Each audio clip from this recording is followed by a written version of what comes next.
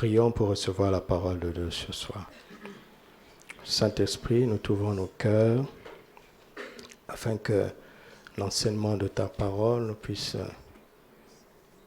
nous instruire et nous donner la foi dont nous avons besoin pour vivre comme tu l'attends. Je te remercie pour ce peuple. Je te remercie pour cette école de vie que tu nous as donnée.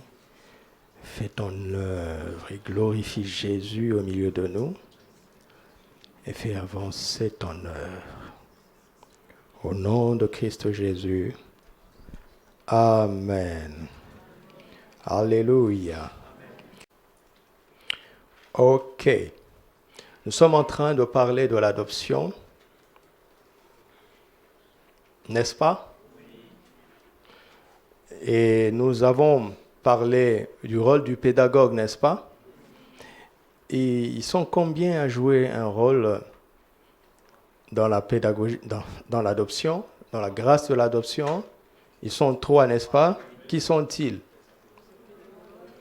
Le pédagogue, le tuteur et l'administrateur. Et nous avons vu que le pédagogue, son rôle, c'est de nous éduquer au sujet de nos devoirs, de notre responsabilité.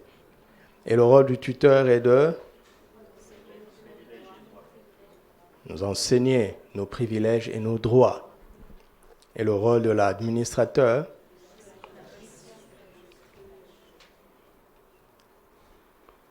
de nous révéler la volonté du Père et de nous préparer à être de bons gérants. Alléluia. Alors, pour faire très simple, retenez seulement les mots-clés. Pour le pédagogue, retenez la notion du devoir. OK? Pour le tuteur, retenez la notion du droit. Et pour l'administrateur, retenez la notion de gérant, de gestion. OK? OK? Qu'est-ce que Dieu notre Père attend de nous, chacun de ses enfants? Il attend de nous de connaître nos devoirs, n'est-ce pas? D'entrer en possession de nos droits, n'est-ce pas? Et d'être par la suite des bons gérants, des bons administrateurs de toutes ces choses. Amen. En fait, c'est au niveau de l'administration que notre position d'enfant, de fils adoptif, devient utile pour les autres. Amen. Parce que quand tu commences à gérer, n'est-ce pas, tu gères pour plus que toi-même. Quand tu administres, n'est-ce pas, tu es comme un distributeur, un organisateur. C'est là où tu commences à devenir utile pour les autres. OK? Les devoirs et les droits, c'est pour nous-mêmes, c'est pour chacun. OK? Mais le niveau de gestion, c'est là où ton expérience devient utile et une bénédiction pour les autres. Amen. Quelqu'un qui a atteint un niveau où il a accès à tous ses droits, c'est magnifique. C'est magnifique. Mais il n'est pas encore arrivé. OK? OK? Par exemple, si, je prends le cas le plus simple, si j'arrive à me comprendre mon droit d'être en bonne santé en tant qu'enfant de Dieu. Alléluia. Vous croyez en cela? Regardez. Aucun parent au monde ne laisse l'enfant se soigner lui-même. S'il en a les moyens, c'est son devoir, n'est-ce pas? Et c'est le droit de l'enfant. Aucun parent au monde n'hésiterait à payer des millions pour les soins de son enfant s'il en a. N'est-ce pas? Donc, si nos parents aussi méchants qu'ils sont, savent dépenser pour que nous soyons en bonne santé, à plus forte raison, Dieu notre Père. OK? Donc la santé est un droit. Amen. La santé est un droit. Et quand le tuteur arrive à t'emmener à vivre le maximum de ton droit dans le domaine de santé, c'est que tu vas vivre à un niveau où tu es au-dessus de toute maladie. OK? OK. Si je suis vivant aujourd'hui, d'accord, c'est parce que j'expérimente ça. J'étais condamné par la médecine. J'ai été surnaturellement guéri. D'accord? Et si je suis en bonne santé, d'accord, c'est parce que je sais être surnaturellement, je sais rester surnaturellement en bonne santé. Alléluia. Nous allons parler de notre droit de santé. Le tuteur nous connecte à nos droits, n'est-ce pas? Donc ça sera très simple. Droit de ceci, droit de ceci. Mais je bénis Dieu pour la coïncidence, ce n'est pas une coïncidence, avec la saisie des montagnes. D'une part, le tuteur nous montre nos droits, d'autre part, le dimanche, nous saisissons nos droits. Je ne comprends pas pourquoi vous allez me prêter des intentions quand les messages que je donne sont aussi précis. Qui d'entre vous va lever la main, va dire, pasteur a fait un sermon contre moi, alors que ce que je dis vient des Écritures. Fais attention au diable qui te trompe. Fais attention.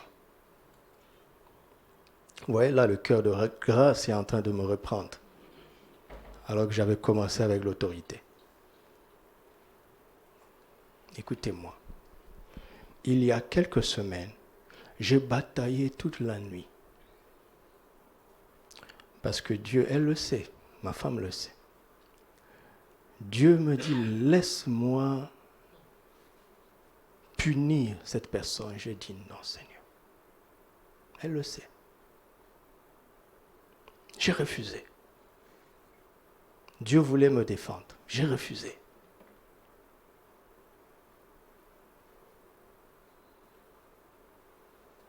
Mais je vous dis, jusqu'à ce que je dise une autre parole, je ne le ferai plus.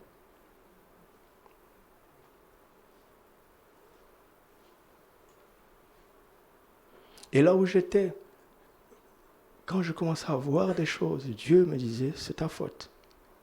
Je voulais discipliner certaines personnes. Tu as voulu être plus bon que moi. Il dit, je connais l'homme. C'est moi qui ai créé l'homme.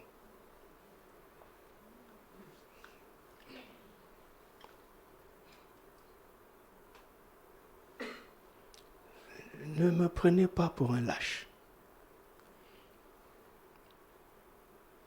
C'est être lâche que de ne pas pouvoir dire quelque chose à quelqu'un et de venir faire un sermon du haut de la chair. N'est-ce pas que c'est de la lâcheté? Suis-je un lâche?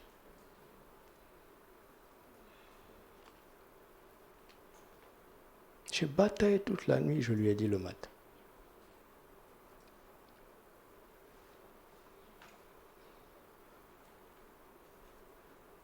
Alors, j'étais en train de dire que saisir son droit dans sa plénitude, c'est réussir à apprendre le maximum du tuteur.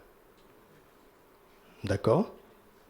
Mais l'administrateur, lui, n'est pas là pour ça. Si nous voulons rester dans le domaine de la santé, le ministère de l'administrateur, c'est maintenant de se servir de toi pour dispenser la guérison. Par l'imposition de mains, par l'exhortation, par la prière, par l'exercice des dons spirituels, entre autres les dons de guérison. Mais ce n'est pas fini.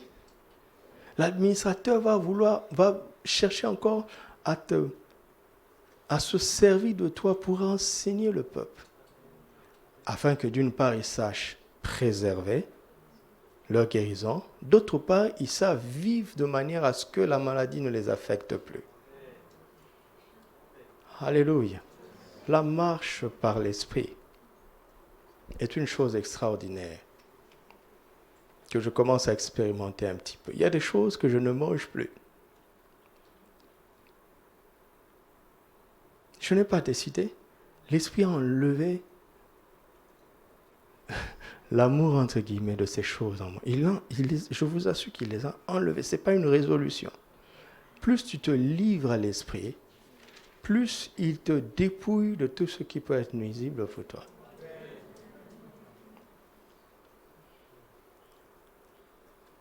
Nous avons une vie extraordinaire.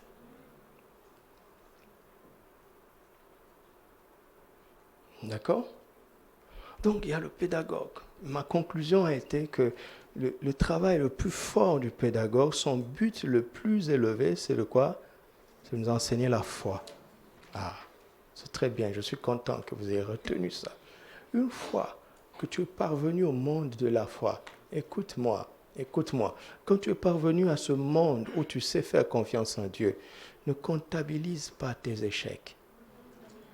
Parfois tu as vraiment cru, mais ça ne s'est pas passé comme tu voulais, ok? Non. Ne remets pas en cause cela, ce serait casser tout le travail que le pédagogue a réussi à accomplir en toi.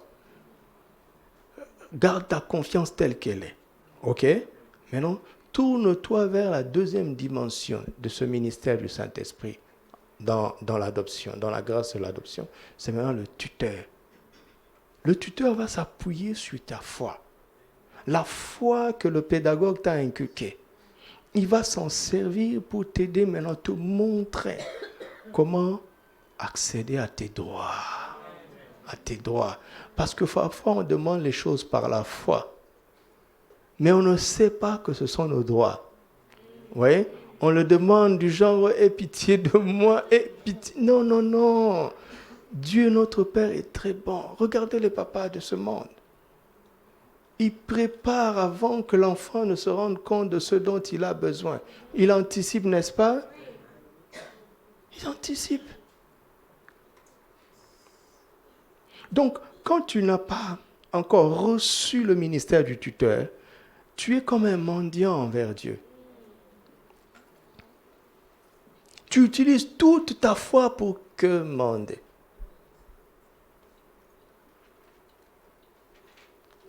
Mais quand le tuteur commence à te former, tu utilises ta foi pour posséder. Quelqu'un me suit? Vous voyez qu'on a besoin, on a beaucoup de choses à apprendre, n'est-ce pas? Là où j'étais dans cette conférence, le pasteur, à un moment, il a reçu une parole du Seigneur. Il a dit, vous êtes des pasteurs ici, vous avez supplié Dieu pour qu'il intervienne dans certaines vies. Vous avez utilisé toute votre foi. Et malheureusement, cette chose n'est pas arrivée. Et vous avez été affecté en vous-même. Parce que vous avez un cœur de berger. Et dit, voici ce que Dieu me dit de vous dire. Arrêtez de vous lamenter. Ne remettez pas en cause la bonté de Dieu.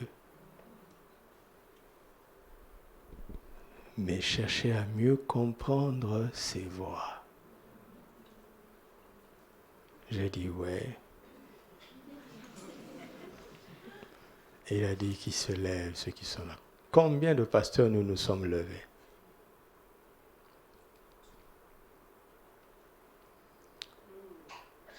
Parce que les ministères sont différents. Le tuteur ne fait pas le travail du pédagogue. Est-ce que le Seigneur vous parle? Voilà, merci Seigneur. Alors, nous commençons, vous avez compris, hein? Nous commençons maintenant notre formation dans le ministère du tuteur. Ce soir, nous allons parler du bonheur. Le bonheur, notre droit d'adoption. Le bonheur, mon ami. Est-ce qu'il y a quelqu'un qui aime le bonheur? Le bonheur. J'étais heureux ce matin quand il m'a dit, tu commences par le bonheur. J'ai dit, oui, tu sais que j'aime ça. Il m'a dit, oui, mais tu vas dire ce que tu n'as jamais dit encore. Le bonheur, notre droit d'adoption.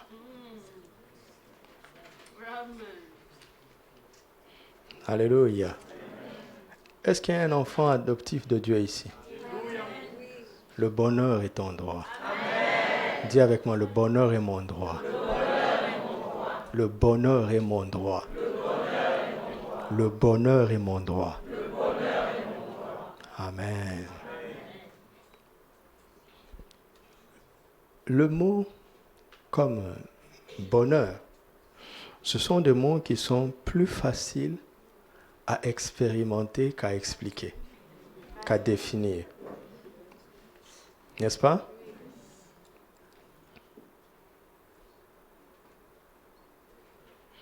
Et peu importe le document que nous pourrions consulter pour comprendre ce qu'est ce mot, nous devrions d'abord nous poser la question. Est-ce que celui qui a défini le bonheur est heureux?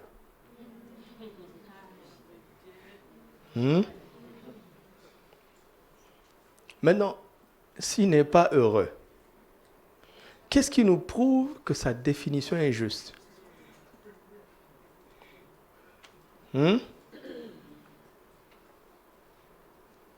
C'est pour ça que je ne veux pas définir le bonheur.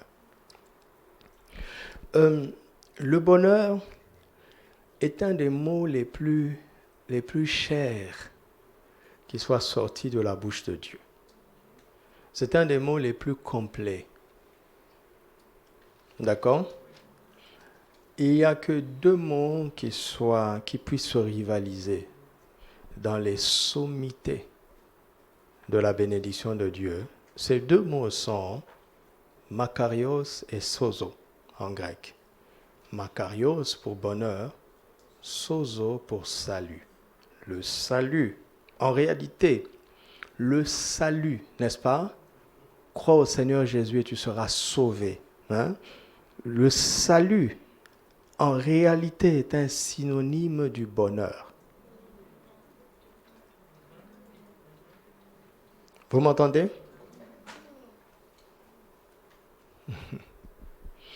Et il y a un troisième mot qui arrive à les approcher. Mais pour que ce mot arrive à les approcher, ce mot doit être complété. Ce mot, c'est prospérité. Mais attention, la prospérité est inférieure au bonheur et au salut. Si vous voulez que la prospérité devienne presque synonyme du bonheur et du salut, alors il faut ajouter prospérité à tous égards. Vous voyez la puissance du bonheur et du salut, c'est que le bonheur n'a pas besoin d'être complété. Un homme heureux est une personne prospère à tous égards. On commence à parler du bonheur lorsque toutes les cases sont remplies. Plénitude de vie.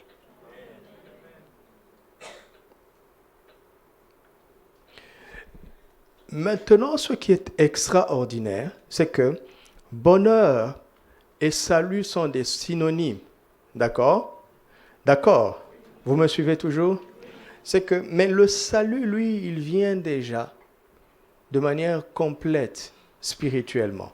Dans mon esprit, quand je reçois Jésus, je reçois le salut. Le salut est un pack complet du bonheur dans mon esprit. D'accord? Le salut, ce n'est pas seulement le pardon des péchés. Sozo veut dire pardon, délivrance, guérison, protection, préservation. Tellement de choses. Tout ce qu'on peut imaginer de bon, et même au-delà, se trouve dans Sozo, le salut.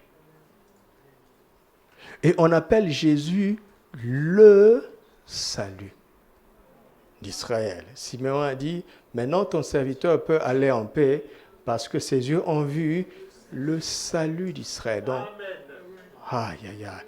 Donc, quand Jésus vient en toi, c'est pour ça qu'on ne peut pas être sauvé en dehors de lui.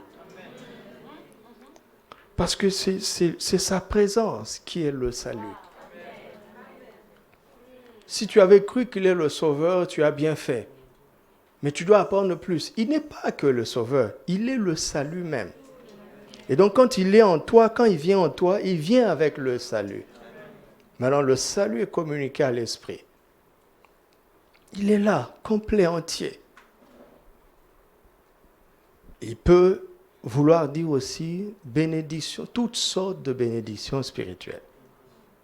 D'accord? Maintenant, quand on commence à l'expérimenter durant son parcours terrestre, c'est là où on commence à explorer le bonheur. Alléluia. Donc, en réalité, le bonheur, c'est l'expérience du salut.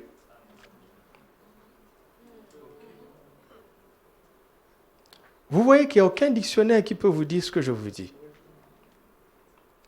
Et il ne suffit même pas de lire des versets bibliques pour en arriver à ce que je vous dis. Non, il faut méditer, écouter le Saint-Esprit. Bien sûr, à partir de la Bible.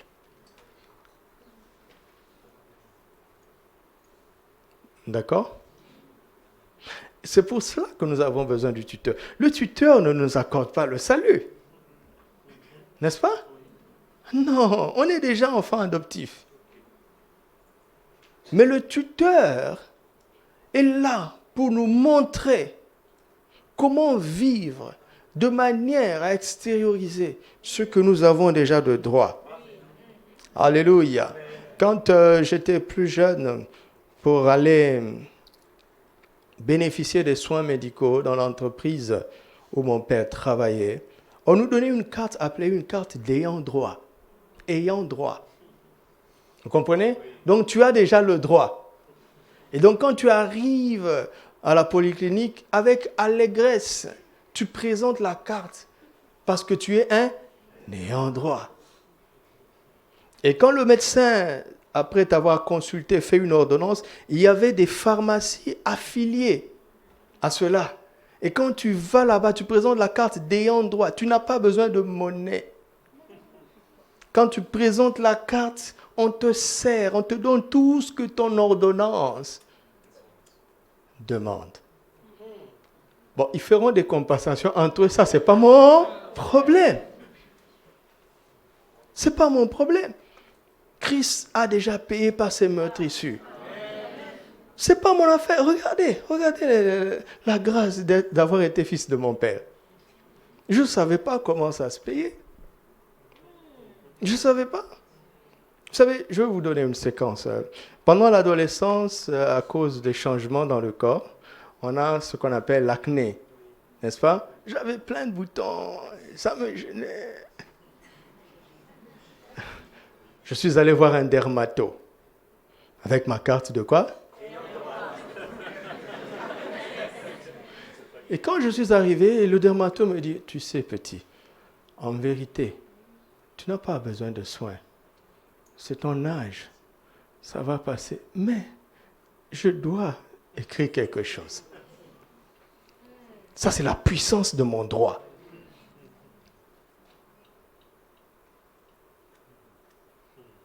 Juste parce que j'étais fils d'eux.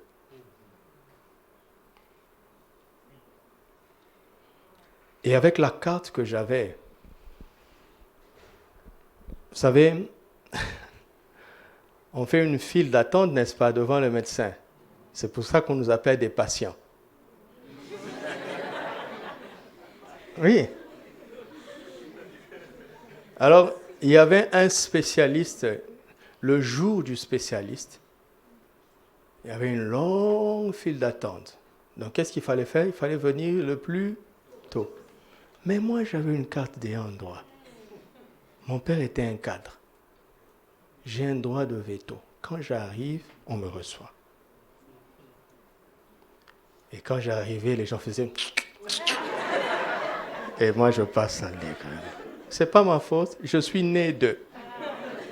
Toi, tu es né de qui? Mais c'est ça l'évangile. Tu es né de qui? Vous vous souvenez que le pédagogue est un esclave, bien qu'il soit fidèle. Vous voyez à quel point c'est intéressant? Un esclave ne peut pas apprendre des droits. Ça ne fait pas partie de son expérience. Lui-même, il est esclave. Il a zéro droit. Donc, il ne faut pas demander à quelqu'un qui n'a aucun droit d'enseigner la notion du droit. Mais le tuteur, allez consulter l'histoire de cette époque. Le tuteur n'était pas un esclave. Vous m'entendez? L'administrateur n'était pas un esclave. Écoutez, quand Potiphar a vu que la grâce de Dieu accompagnait Joseph, pour le nommer administrateur, il a dû l'employer, l'embaucher. Il faut l'affranchir d'abord, parce qu'on ne donne pas un contrat de travail à un esclave.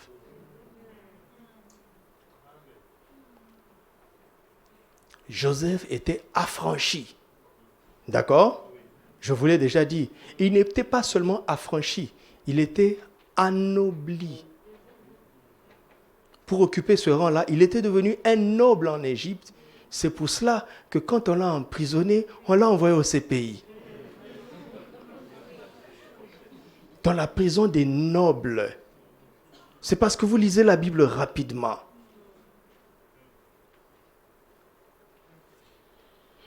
Un ministre qui est pris en faute, même s'il est pris en faute, il n'ira pas dans la même prison que les kidams, les individus. Non, son rang fait en sorte que même quand il tombe, il y a un niveau en dessous duquel il ne peut pas tomber. Vous entendez? Tu es un fils adoptif. Même quand tu trébuches, trébuche avec noblesse. Non? Même quand tu es triste, pleure avec choco.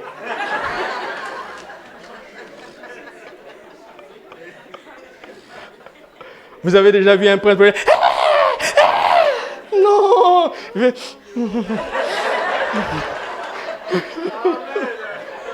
Alléluia!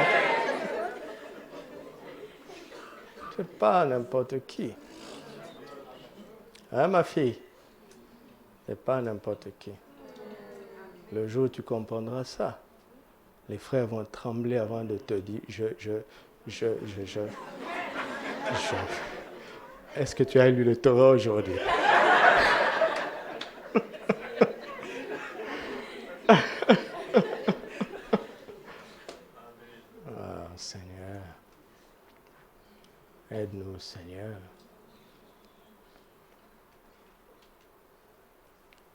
D'accord? Il faut un tuteur, quelqu'un qui a l'expérience du droit, hein? N'est-ce pas? Hein? Pour te communiquer la notion du droit. C'est très important. Alors, notre droit le plus élevé, celui auquel j'aimerais que tous ici aspirent en tout premier lieu, c'est le droit au bonheur. Dis à quelqu'un, ne quitte pas cette terre sans avoir été heureux.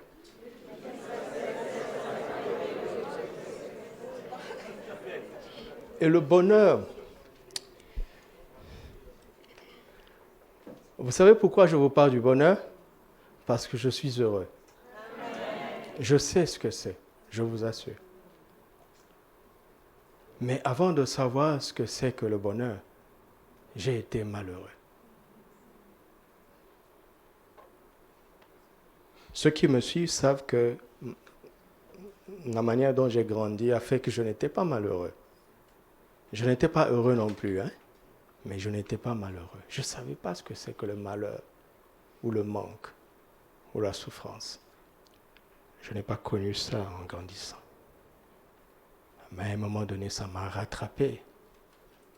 J'ai goûté à la douleur, à la souffrance, au manque. Après avoir goûté à toutes ces petites choses, j'ai goûté au malheur. Et j'ai vu que ce n'est pas la même chose. Le malheur, c'est pire que la souffrance. C'est pire que le manque. Et je me souviens très bien, je sais exactement où j'étais en train de pleurer à genoux. Je me souviens très bien de ce que je demandais à Dieu. C'était quelque chose de matériel, de tellement minable. Tu sais, quand tu as tout perdu, peu devient beaucoup. Et l'Esprit de Dieu est venu à moi et j'ai entendu une voix. Je vais te rendre heureux. Je lui ai dit non, je n'en ai pas besoin. J'ai besoin juste de cette petite chose. Il dit non, je ne t'ai pas voué à ça. C'est trop peu, relève-toi. C'est le bonheur que je veux t'apprendre, relève-toi. Je me souviens comme si c'était hier. J'ai dû me relever. C'était dur pour moi de me tenir debout. Et j'ai commencé à marcher. J'ai dit, je ne comprends pas. Pourquoi tu vas me parler du bonheur? D'ailleurs, c'est quoi le bonheur? Il m'a dit, va au serment sur la montagne. Et c'est là où j'ai appris. J'ai compris que le tout premier message de Jésus, c'était heureux. Le tout premier enseignement de Jésus. Après avoir guéri les gens dans Matthieu 4, quand il est monté sur une montagne et qu'il s'est assis, vous entendez? Le tout premier mot qui est sorti de sa bouche, c'est heureux. Quel choc! Je me suis rendu compte que quand les démons étaient chassés, les délivrances, les guérisons, le bonheur ne se trouvait pas là-bas. Ah oui! Ah oui! Tu peux recevoir toutes les grâces de sa puissance et ne pas être heureux pour autant. Pourquoi? Parce que le bonheur est au-dessus de tout ça. Le bonheur, c'est un truc difficile à expliquer. Quand tu vas entrer dedans, tu vas comprendre. C'est un truc que rien ne peut affecter. Ni le manque, ni l'abondance. Ni la popularité, ni la solitude. C'est un truc qui est tout suffisant par lui-même. Quand tu arrives là-bas, tu es heureux, malgré tout. Et c'est ton droit. Alléluia. Oh Seigneur, aide-nous.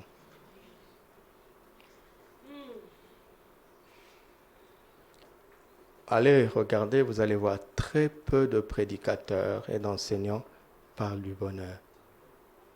Mais ils ont raison. Si tu n'es pas heureux, tu vas parler de quoi? Ils ont raison. Très peu parlent du bonheur. Très peu de leaders de ce monde parlent du bonheur. Mais ils ont raison. Ils ont le mérite d'être honnêtes.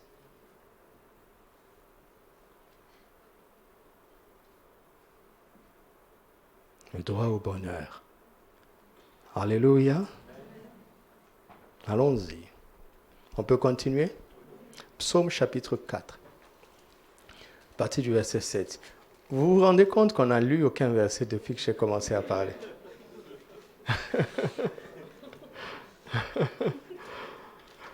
Dites avec moi, enfin on va lire la Bible. Nous sommes une lettre de Christ. Je suis une lettre de Christ.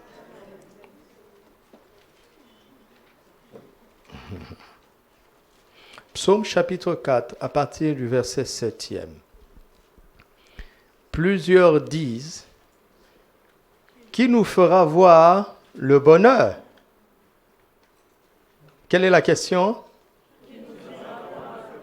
Donc, qu'est-ce que cela veut dire? Très bien, très bien. Le bonheur se voit. Le jour où tu le verras, tu le sauras.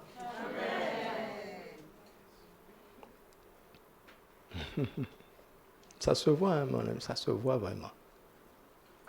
Tu le reconnaîtras très facilement. Et comment Dieu procède? Il dit quoi? Fais lever sur nous la lumière de... Ô Éternel. En fait, nous voulons voir quoi? Et lui, qu'est-ce qu'il fait?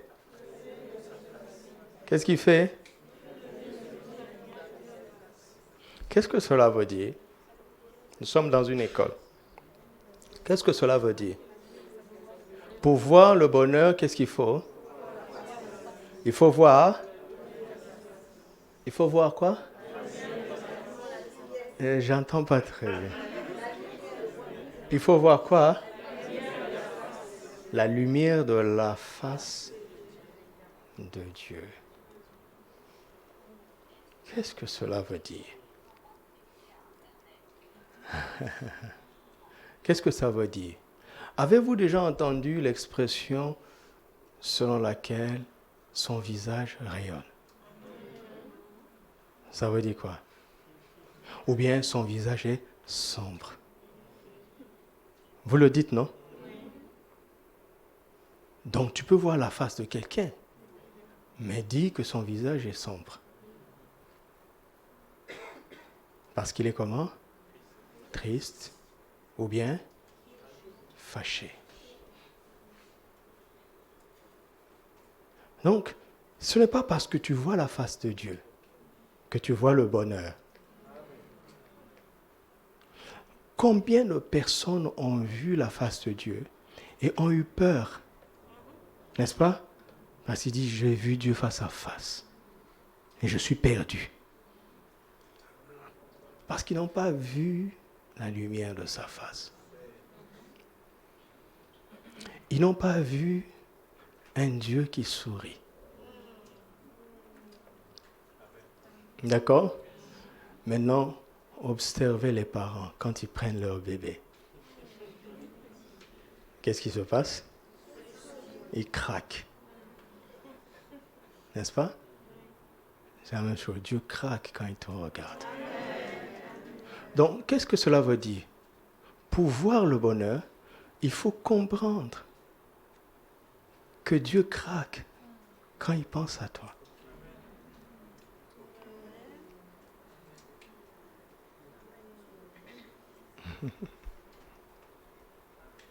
Alors, si ta perception de Dieu est un Dieu sévère, n'est-ce pas? Est un Dieu qui ne compte que tes fautes, tu ne verras jamais le bonheur. Mais si tu sais quel genre de père il est, et que ce que tu représentes pour lui, alléluia.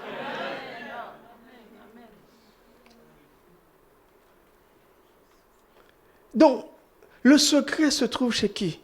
Chez le croyant. Ce n'est pas chez lui. Considère le prix qu'il a payé pour t'adopter.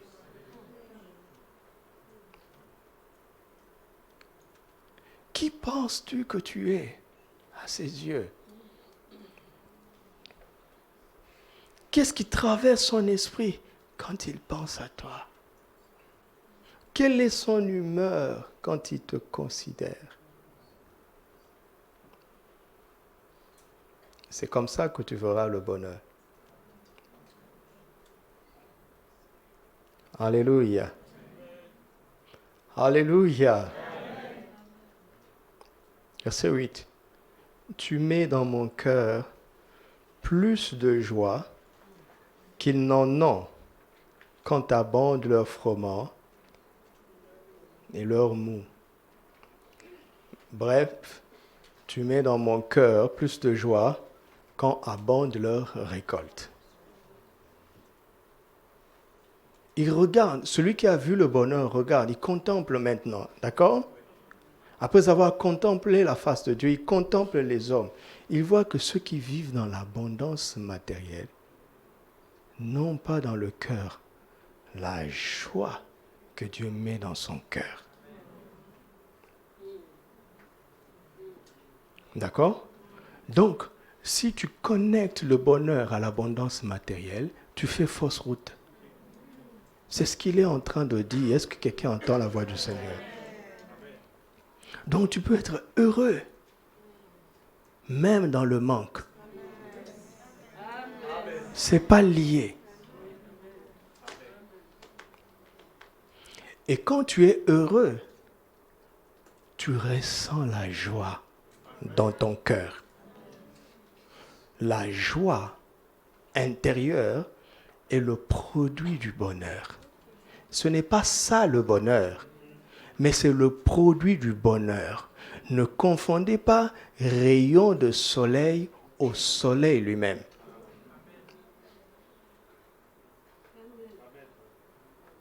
Alléluia. Donc, quelqu'un ne peut pas dire qu'il est heureux tout en étant triste dans son cœur. Alléluia. Regardez un autre élément, verset 9. Je me couche et je m'endors comment? Car toi seul, ô Éternel, tu me donnes dans ma demeure. Donc, le bonheur communique la joie, la paix et la sécurité. Amen. Écoute, n'attends pas de te sentir en sécurité pour être heureux. N'attends pas de te sentir en paix pour être heureux. N'attends pas de ressentir la joie pour être heureux, parce que franchement, quand le Real gagne, les gens du Real sont contents. Quand le Barça gagne, les gens de Barça sont contents. Ils ressentent vraiment la joie. Sont-ils heureux?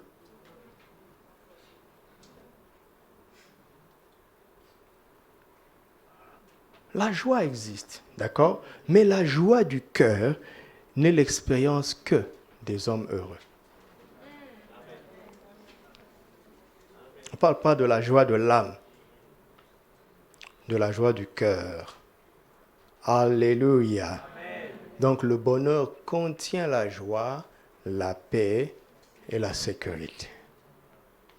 Le bonheur contient la joie, la paix et la sécurité. Le bonheur contient la joie, la paix et la sécurité. Donc, celui qui arrive à atteindre le bonheur a en même temps ces choses. Alléluia. Je vous prépare pour que quand on dit qui trouve le bonheur, cela vous intéresse. Ok? Je suis juste en train de vous préparer. Parce que nous devons comprendre la valeur du bonheur pour le chercher et l'atteindre. Alléluia. Alors, je vous conseille de lire l'Ecclésiaste. Et vous allez voir l'illusion d'un homme qui se trompe sur ce que c'est que le bonheur. D'accord? Quand il poursuit le bonheur à partir des choses extérieures, il finit par une seule conclusion. Vanité et vanité. Ça, c'est l'Ecclésiaste. Il y a des choses très intéressantes là-bas. Alléluia. Alléluia. Alors, sur quoi le tuteur va se baser, ok, pour nous amener à l'expérience du bonheur. Qu'est-ce qu'il va utiliser, le tuteur, pour former les enfants adoptifs de Dieu au sujet de leur droit au bonheur? Deutéronome chapitre 30. Lisons les versets 6 à 9 pour l'instant.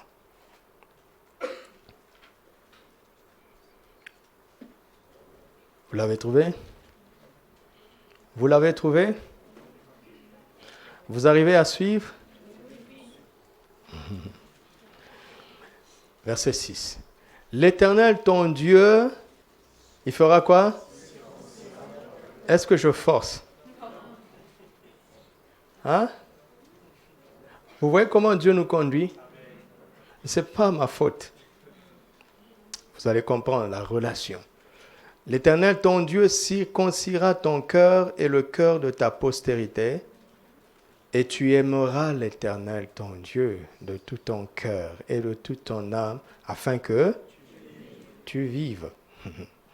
L'Éternel, ton Dieu, fera tomber toutes ces malédictions sur tes ennemis. Tu n'as pas besoin de les maudire. Tu as juste besoin de l'aimer, lui. Il s'occupera du reste.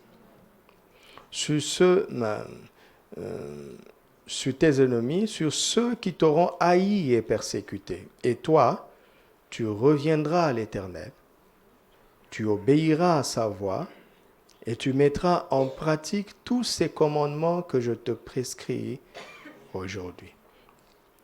L'Éternel, ton Dieu, te comblera de bien en faisant prospérer tout le travail de tes mains, le fruit de tes entrailles, le fruit de tes troupeaux et le fruit de ton sol. Car l'Éternel prendra de nouveau quoi? À quoi? Wow. Comme il prenait plaisir à celui de tes pères. Lorsque tu obéiras à la voix de l'Éternel, ton Dieu, en observant ses commandements et ses ordres écrits dans ce livre de la loi, lorsque tu reviendras à l'Éternel, ton Dieu, de tout ton cœur et de toute ton âme, une information importante ici, c'est que Dieu prend plaisir à notre bonheur. Il craque quand il voit que nous sommes heureux. Alléluia. Il craque vraiment, je vous assure. Je vous assure. Je prie que l'Esprit vous aide à ressentir ça. Alors à cause de cela, il circoncit nos cœurs et nous débarrasse de tout ce qui empêche à nos cœurs de l'aimer pleinement. C'est tout. Et quand nous l'aimons, nous pouvons obéir à sa voix. D'accord? Et l'obéissance à sa voix va diriger notre marche. Et c'est en marchant d'une certaine façon que nous expérimentons le bonheur. Dans Jérémie 17 que nous avons vu les dimanches, où il disait que le cœur de l'homme est tortueux par-dessus tout, qui peut le connaître. Il disait, maudit soit l'homme qui se confie en l'homme. Et il dit, une telle personne ne voit pas venir le bonheur. Ce n'est pas que Dieu le prive du bonheur, mais même quand il en met le bonheur à côté de lui, il ne peut pas en être sensible, parce que le bonheur concerne d'abord le cœur. C'est d'abord une affaire d'attitude de cœur.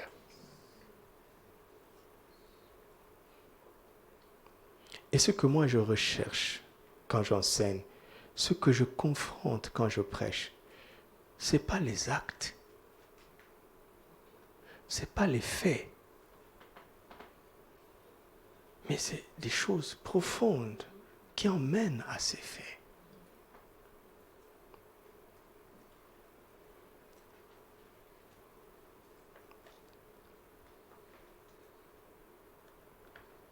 Pourquoi? Parce que je suis un père. Je prends plaisir à votre bonheur. Et je suis triste et malheureux quand je vois quelqu'un faire exactement ce qu'il faut pour finir malheureux. Et s'entêter quand on sonne la trompette. C'est triste.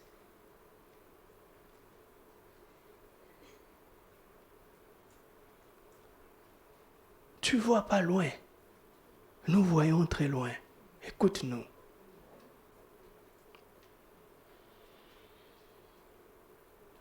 Ou bien vous voulez un pasteur qui s'en fout. Et qui va vous dire, vivez comme vous vivez, vous voulez, vous serez béni. C'est ça que vous voulez? Vous voulez que je fasse ça?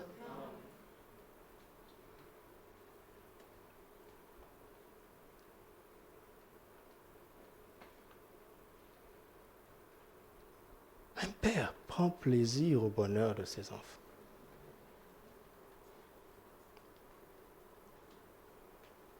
Et Dieu est le Père au-dessus de tous les pères. Personne ne prend plaisir à notre bonheur comme lui.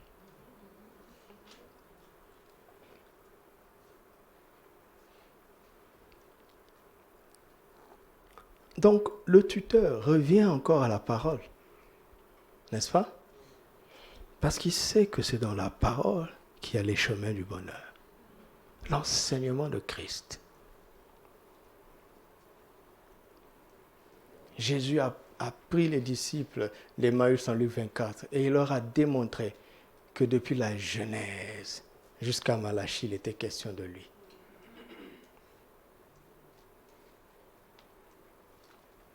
Ésaïe 42, verset 21. Ésaïe 42, verset 21. L'Éternel a voulu, pour le bonheur d'Israël, publier quoi? Une loi grande et magnifique. Donc il a donné sa parole pour quoi?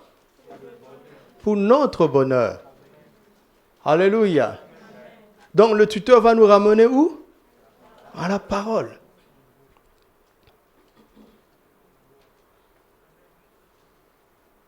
S'il y avait un autre moyen d'accéder au bonheur, les non-chrétiens y seraient parvenus.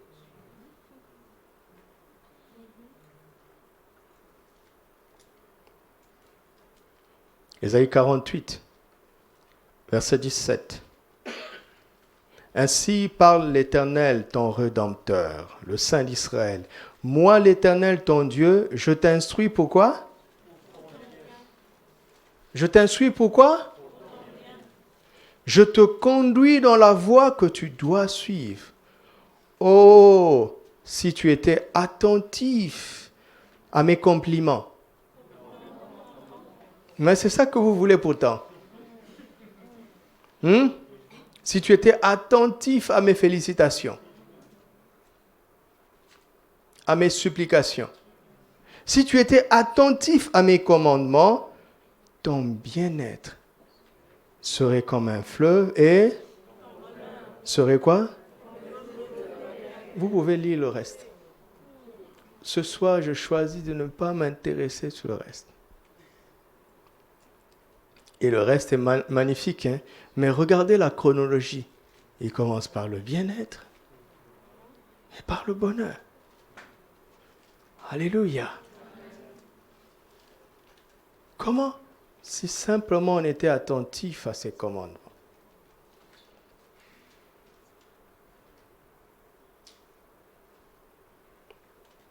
Pourquoi? Parce que cette loi grande et magnifique contient les secrets du bonheur. Amen. Amen. Bon, je vais conclure. Comme ça, mardi prochain, mercredi prochain, nous allons voir comment le tuteur nous montre comment trouver le bonheur. On va voir ça. Bon, alors revenons dans Deutéronome 30, le fameux que nous avons lu. C'est magnifique. Magnifique. Le Seigneur te parle?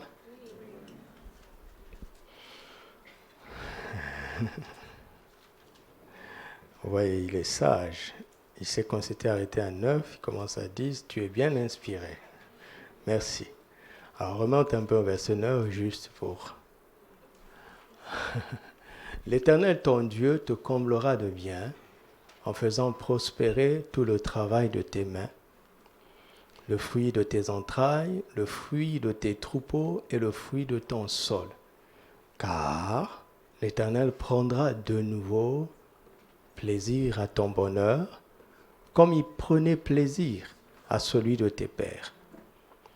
Lorsque tu obéiras à la voix de l'Éternel, ton Dieu, en observant ses commandements et ses ordres, écrits dans ce livre de la loi, lorsque tu reviendras à l'Éternel, ton Dieu, de tout ton cœur et de toute ton âme.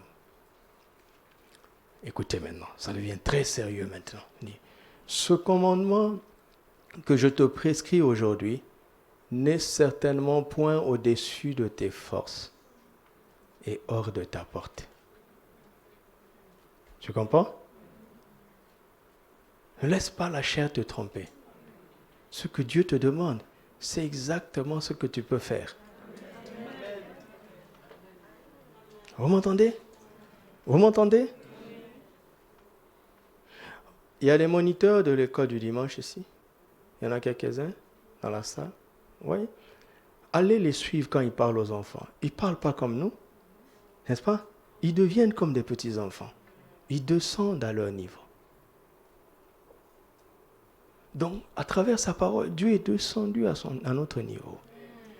Il ne peut pas te demander de soulever ce que tu ne peux pas soulever. S'il ose te demander, c'est qu'il sait que tu peux le faire. Si Jésus dit, quand on te frappe ici, donne une autre joue, il a déjà vu en toi cette patience, cette douceur. Il a déjà vu en toi. Tu t'emportes parce que toi, tu te connais selon la chair. Tu vois? Donc toi-même, tu ne te connais pas. C'est pour ça que tu t'emportes. Mais celui qui te parle te connaît profondément. Il sait ce que tu peux faire. Alléluia. Parce qu'il y a beaucoup de jeunes ici. Quand il te dit, jeune, attends le mariage. Il sait que tu peux le faire. Je me suis marié à 32 ans. C'était pas facile dans la chair. J'aurais aimé me marier à 25 ans. Mais mes luttes se sont arrêtées le jour où j'ai dit à Dieu, tu me demandes d'attendre. Et tu ne m'as donné ni femme, ni possibilité de me marier. Alors, tu t'occupes de me protéger.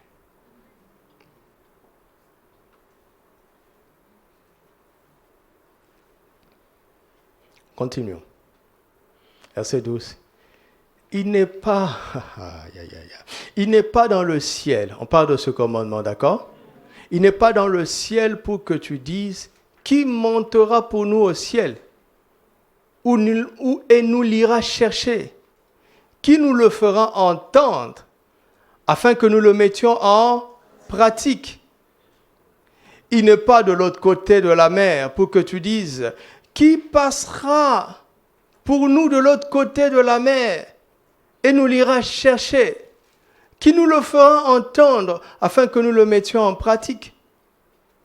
C'est une chose au contraire qui est comment? Tout près de toi. Et où? Et où? Afin que... Arrêtons-nous là-bas.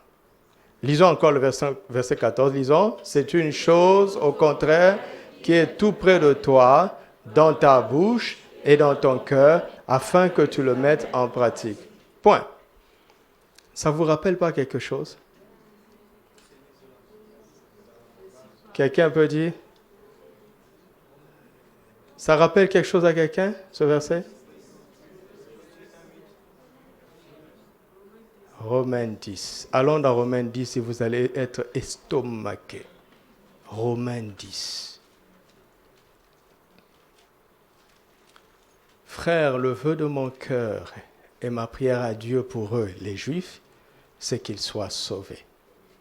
Je leur rends le témoignage qu'ils ont du zèle pour Dieu, mais sans intelligence. Ne connaissant pas la justice de Dieu et cherchant à établir leur propre justice, ils ne se sont pas soumis à la justice de Dieu. Car Christ est la fin de la loi pour la justification de tous ceux qui croient. En effet, Moïse définit la justice qui vient de la loi. L'homme qui mettra ces choses en pratique vivra par elles. Vous vous souvenez? Afin que tu les mettes en pratique. Non, reste verset 5. Vous vous souvenez? Mais non, ils n'ont pas réussi. Où est le secret? Les plus zélés n'ont pas réussi parce qu'ils avaient du zèle sans intelligence. Nous, ils nous donnent de l'intelligence. Et quelle est cette intelligence? Qu'est-ce que cette intelligence céleste nous dit? Verset 6. Mais voici comment, par la justice qui vient de la foi, ne dis pas en ton cœur, qui montera au ciel. Si on fait descendre, ou qui descendra dans l'abîme, c'est faire remonter Christ d'entre les morts. Que dit-elle donc? La parole est près de toi, dans ta bouche et dans ton cœur. Et ce qui était caché pour eux, c'est la dernière phrase. C'est la parole de foi que nous prêchons.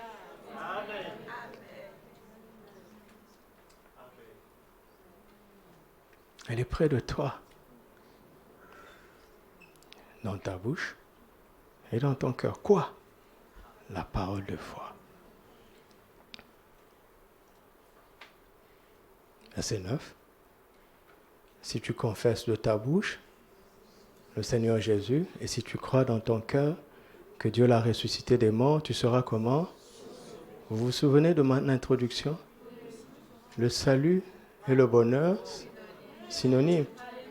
Vous avez vu, Deutéronome 30, il parlait du bonheur.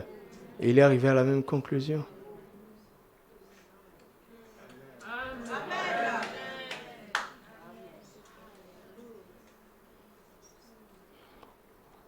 Alors, quand il nous dit que la vie et la mort sont au pouvoir de la langue,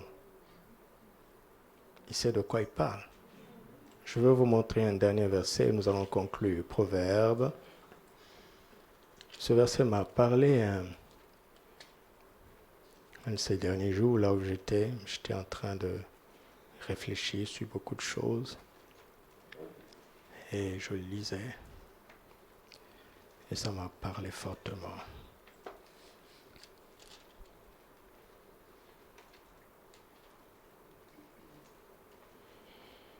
Il faut que je le trouve. Donnez-moi quelques instants. Je vais le trouver rapidement.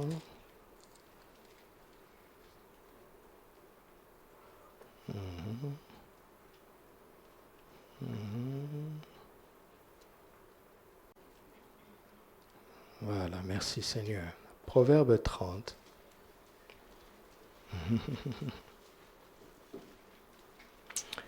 Verset 32.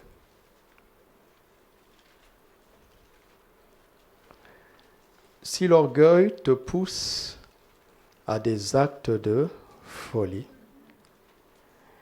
et si tu as quoi? Tu as quoi? Ah, recommençons. Si l'orgueil te pousse, d'accord, à des actes de folie, ok? Et si tu as des mauvaises pensées, qu'est-ce que tu dois faire? Qu'est-ce que tu dois faire? Où est le rapport?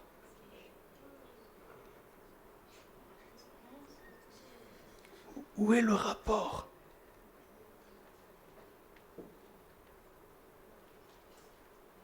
Parce que la parole est près de toi, dans ton cœur et dans ta bouche. C'est toujours la bouche qui établit. Toujours. C'est quand les mauvaises pensées viennent, elles n'auront pas de pouvoir sur toi tant que tu n'as pas parlé d'une certaine façon.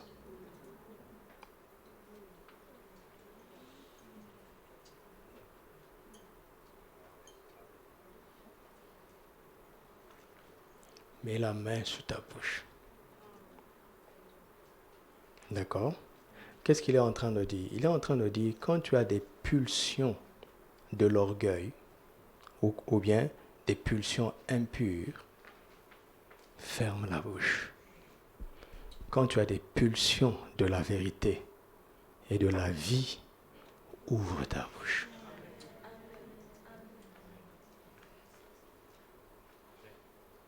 Dans les deux cas, tout se décide par quoi? Par la bouche. Dis-moi, je veux vous montrer quelque chose sur la bouche. Quelque chose de puissant. Donc, le bonheur ou le malheur se trouve où? Dans la parole. Et quel est l'organe qui parle dans ton corps? C'est la bouche. C'est gratuit. Vous m'entendez? C'est gratuit. Autrement dit, d'accord? Autrement dit, si le travail du pédagogue, écoutez ça maintenant, c'est ma conclusion. Si le travail ultime du pédagogue, c'est de nous amener à croire, le travail ultime du tuteur, c'est quoi? De nous amener à parler. Quelle parole? La parole de foi. Le tuteur construit sur la base du pédagogue. Alléluia. Alléluia. Mets ta main sur ton cœur et commence à dire, Saint-Esprit, aujourd'hui en Christ, c'est toi mon tuteur. Alors, je veux recevoir tout ton ministère à partir de maintenant. Exerce ton ministère de tuteur pleinement dans ma vie à partir de maintenant. Exerce ton ministère de tuteur. Je ne peux pas dire que je n'ai pas la foi. Nous ne pouvons pas dire que nous n'avons pas la foi. Tellement nous avons appris des choses. Le pédagogue a agi dans nos vies depuis que nous sommes en Christ. Ton heure est venue, Saint-Esprit. Ton heure est venue.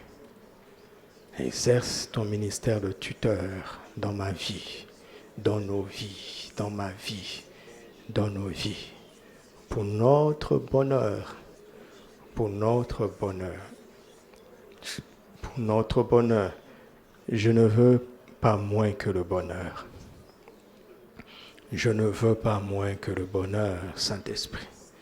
Je ne veux pas moins que le bonheur. Je ne veux pas moins que ça. Je ne veux pas moins que ça. Je ne veux pas moins que ça, Saint-Esprit. Pour ce peuple, pour chacun d'entre eux, je ne veux pas moins que le bonheur. Oh Saint-Esprit, pour chacun de nous, je ne veux rien de moins que le bonheur. Je ne veux pas moins que ça. Moins que ça. Creuse nos cœurs maintenant. Donne-nous une profonde aspiration au bonheur. Donne-nous un intérêt élevé au bonheur maintenant. Au nom de Jésus, au nom de Jésus, au nom de Jésus. Le Saint-Esprit est en train de travailler maintenant dans les cœurs de ceux qui ont des tendances mélancoliques. Il y a ici des gens qui ont des tendances mélancoliques. L'Esprit est en train de travailler en toi maintenant. Il te débarrasse de cela. Ceux qui ont des tendances à la tristesse. Il y a des gens qui sont plus confortables dans la tristesse. Le Saint-Esprit est en train de travailler en toi maintenant. Il veut mettre dans ton cœur une joie immense, une joie profonde. Mon enfant, je ne t'ai pas créé pour la mélancolie, je ne t'ai pas créé pour la tristesse, je ne t'ai pas créé pour le désespoir, je ne t'ai pas créé pour le malheur, je ne t'ai pas créé pour l'échec, je ne t'ai pas créé pour la honte, je ne t'ai pas créé pour les miettes. Tu n'es pas un petit chien qui doit manger des miettes qui tombent de ma table. Tu es mon enfant. Tu es assis à la table avec moi. Je ne t'ai pas créé pour les miettes. Je t'ai créé pour le bonheur. Je veux prendre plaisir à ton bonheur. Je veux prendre plaisir à ton bonheur. Le Seigneur guérit de toute tendance à la nostalgie, à la nostalgie. Il guérit maintenant de ces tendances à la nostalgie, à la nostalgie. Il guérit maintenant. Il guérit de ces tendances. Laisse l'esprit te sortir de là. Tu es trop resté longtemps là-bas et c'est devenu une zone de confort. C'est pas là où je veux que tu sois. C'est pas ta maison.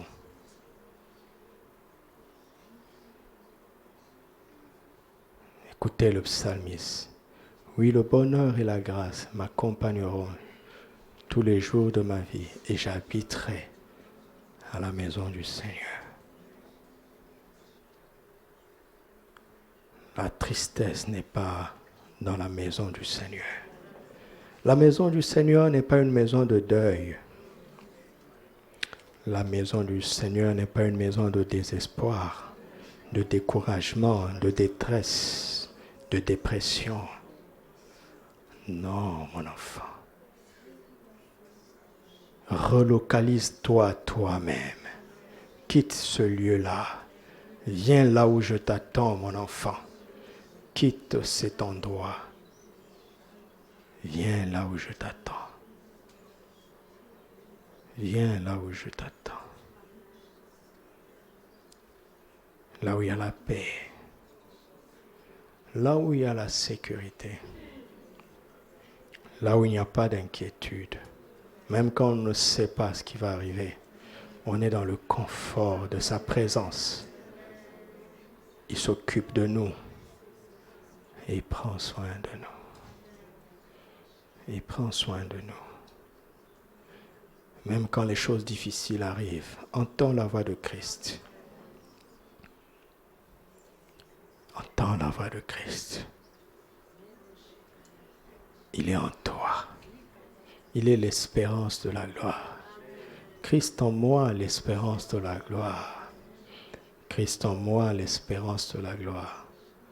Celui qui est en moi est plus grand que celui qui est dans ce monde.